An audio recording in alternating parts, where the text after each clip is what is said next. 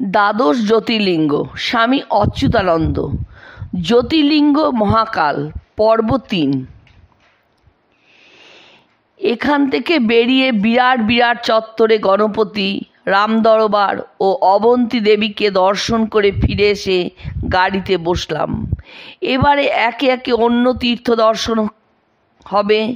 গাড়িতেই সঙ্গী ভক্তটি মহাকাল মাহাত্ম্য শোনাতে লাগলেন। একদা অবন্তীনগরে ধার্মিক ও পণ্ডিত বেদপ্রিয় নামে এক ব্রাহ্মণ ছিলেন। তিনি নিত্য মাটির শিবলিঙ্গ গড়িয়ে পরম ভক্তি ভরে পূজা করতেন। তার 4টি পুত্র ছিল, দেবপ্রিয়, প্রিয়মেধা, সুকৃত ও সুব্রত। এরাও পিতারই মতো ধর্মপ্রাণ ও শিবভক্ত ছিল। তাদের ভক্তি ও পুণ্য বলে সেই নগরী ব্রহ্মতেজময়ী অভবৎ। সেই সময় রত্নমাল পর্বতে দূষণ নামে এক অত্যাচারী রাক্ষস ছিল। ধর্মদেশী সেই রাক্ষস ব্রহ্মার তপস্যা করে অসীম শক্তিধর হয়ে সর্বত্র ব্রাহ্মণদের পূজা ও যাগযজ্ঞ নাশ, সতীর ধর্মনাশ ও বেদোক্ত ধর্মের লোপ করার চেষ্টায় যথেচ্ছা ঘুরে বেড়াতো। এইভাবে সে একদিন অবন্তীনগরে এসে সেখানকার ব্রাহ্মণদের বলল, যদি বাঁচতে চাও তাহলে এই শিব পূজা যাগযজ্ঞ সব ছেড়ে দাও। আমার কথা শোনো, এতে সুখ ভোগী হবে, নচেৎ তোমরা আমার বদ্ধ হবে। ব্রাহ্মণেরা চিন্তিত হলেও জানতেন তাদের এই বিপদে রক্ষাকর্তা মহাদেব নিশ্চয় এসে অসুর নাশ করবেন। তার প্রার্থনা করতে লাগলেন, শিব রক্ষাং করোদ্যত্ত নান্যথা শরণং শিবাত ইতি স্থৈর্যং সমস্তায় পূজান্তু পার্থিবস্য চ। দৈত্য ব্রাহ্মণদের এই নির্ভীক আচরণ দেখে তরবারি হাতে ছুটে এলো তাদের হত্যা করতে। ব্রাহ্মণরা তখন মাটির শিবলিঙ্গ পূজা করছিলেন। ঠিক সেই সময় সেখানে মাটিতে এক বিকট শব্দ হয়ে মস্ত বড় গর্ত হয়ে গেল, আর সেই গর্ত থেকে মহাকাল আবির্ভূত হলেন।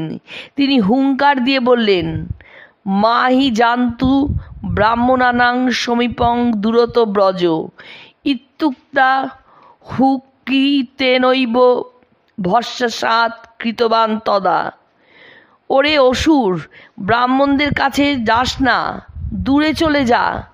এই বলে এক হুঙ্কারে মহাকাল দূষণাসুরকে ভস্মীভূত করলেন। তখন দেবতা ও ধর্মাত্মা ভক্তেরা আনন্দে মহাকালের কাছে প্রার্থনা করতে লাগলেন, হে দেবাদিদেব, আপনি সকলের মুক্তিদান ও কল্যাণের জন্য এইখানে অধিষ্ঠিত হন। শিব তথাস্তু বললেন, আর সেই গর্ত মধ্যে সকলের মুক্তিদানের জন্য বিরাজ করতে লাগলেন। ব্রাহ্মণেরা মহাকালের দর্শন স্পর্শ পেয়ে মুক্ত হয়ে এক ক্রোশের মধ্যে লিঙ্গরূপে বিরাজ করতে লাগলেন।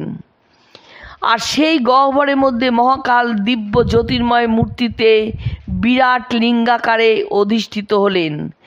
আজও তাই মহাকাল লিঙ্গ মাটির নিচে ভূগহ্বরে বিরাজিত। আর সেই লিঙ্গরূপী ব্রাহ্মণেরা উজ্জয়িনীর এক ক্রোশের মধ্যে বহু শিবলিঙ্গ রূপে ছড়িয়ে আছেন। তাদের মধ্যে 84টি বিখ্যাত।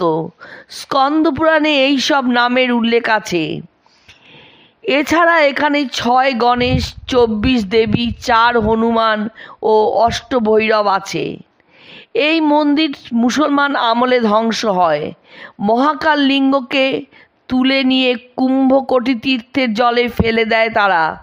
মুসলমান আমলের পরে সফদার রানীজি সিন্ধে 1735 খ্রিস্টাব্দে রামচাঁদ বাবা সাহেবের সাহায্যে ওই মসজিদ ভেঙে নতুন মন্দির তৈরি করেন এবং কোটি তীর্থের কুণ্ড থেকে শিবলিঙ্গ উদ্ধার করে পুনঃপ্রতিষ্ঠা করেন।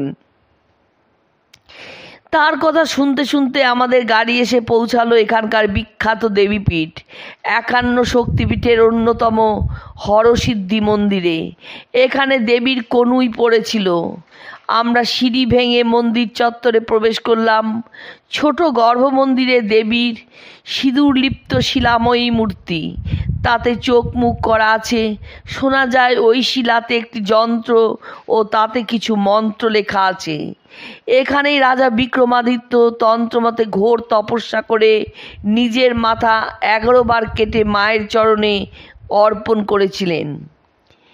মায়ের কৃপায় তার মাথা জোড়া লেগে যায় ও তিনি বেতাল সেদ্ধ হন। এখানে দেবী মহাদেবের ইচ্ছায় চণ্ড প্রচণ্ড 2 অসুরকে বধ করেছিলেন, তাই মহাদেবের ইচ্ছায় তার নাম হয় হরসিদ্ধি চণ্ডী। এটি একটি সিদ্ধপীঠ। এখানে দেবী অন্নপূর্ণারও মূর্তি আছে। প্রবাদ এই দেবীর আদিস্থান দ্বারকার 12 কিলোমিটার দূরে সমুদ্রের খাড়িতে। দেবীর মন্দিরের সামনে একটি বিরাট দীপস্তম্ভ। এখানে বিশেষ পর্বে 726টি প্রদীপ জ্বালানো হয়। আমরা মাকে প্রণাম জানিয়ে বিদায় নিলাম। এরপর বড় গণেশের মন্দির।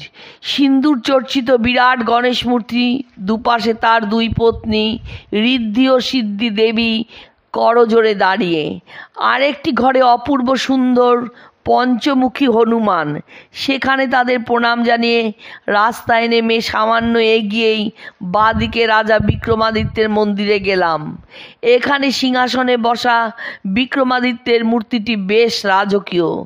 তাঁর চারপাশে ওপরে ও নিচে 32টি পুতুল সাজানো। এটাই নাকি 32 সিংহাসন। তাকে প্রণাম করে এবার রওনা হলাম শিপ্রা নদীর ঘাটে। ঢালু রাস্তা দিয়ে এসে পৌঁছালাম শিপ্রার বিখ্যাত রামঘাটে। এই নদীর খ্যাতি অবন্তী মাহাত্ম্যে সুন্দরভাবে বর্ণিত। বলা হয়েছে, নাস্তি বৎস মহীপৃষ্ঠে ক্ষিপ্রায়া সদৃশী নদী, যস্যাস্তীরে ক্ষণাৎ মুক্তি কিঞ্চিত আসিবিতে বই। ধরাপৃষ্ঠে ক্ষিপ্রার সমান পুণ্যবতী নদী আর নেই। এই পবিত্র তীরে কিছুক্ষণ থাকলেও জলস্পর্শ করলে মানুষ মুক্ত হয়ে যায়। প্রবাদ, বিষ্ণুর আঙ্গুল কেটে গেলে তার শোণিত ধারা থেকে এই নদীর সৃষ্টি। এর স্পর্শে মানুষের মুক্তি তাড়াতাড়ি বা ক্ষিপ্র হয়, তাই এর নাম ক্ষিপ্রা বা শিপ্রা। এবারে আমাদের লক্ষ্য গড়কালিকা। বেশ কিছুটা রাস্তা গ্রাম্য পরিবেশের মধ্য দিয়ে শহর ছাড়িয়ে 2 কিলোমিটার দূরে আমরা এসে পৌঁছালাম একটি প্রাচীন ধ্বংসাবশেষের পাশে সুন্দর এক মন্দিরের সামনে। দেবীর মন্দিরের সামনে বাহন সিংহের মূর্তি, ডান দিকে গর্ভমন্দিরে মায়ের বিগ্রহ। শুধুমাত্র সিন্দুর চর্চিত লোল জিহ্বা নিয়ে মায়ের বিশাল মুখখানি দৃশ্যমান। তাতে ত্রিনয়ন, মাথায় মুকুট, বেদির ওপর শুধুমাত্র মুখখানি দেখা যায়। প্রবাদ, মহাকবি কালিদাস এখানেই দেবীর আরাধনায় সিদ্ধি লাভ করে কবি খ্যাতি লাভ করেন। দেবীর দুপাশে মহালক্ষ্মী ও মহাসরস্বতীর বিগ্রহ, মন্দিরের পেছনে গণেশ ও সামনে প্রাচীন হনুমানের মূর্তি। মন্দিরের কিছু দূর দিয়ে শিপ্রা নদী বয়ে যাচ্ছে। শোনা যায় প্রাচীন অবন্তিকাপুরী এখানেই ছিল। এখনও চারিদিকে বহু প্রাচীন ধ্বংসাবশেষ দেখা যায়। গড়ের চিহ্ন আছে। সম্প্রতি প্রত্নতত্ত্ব বিভাগ থেকে এই গড় খুঁড়তে খুঁড়তে অনেক প্রাচীন নিদর্শন পাওয়া গিয়েছে। এখানকার একটি শিলালিপিতে লেখা আছে, সম্রাট হর্ষবর্ধন এই মন্দিরের জীর্ণোদ্ধার করেন।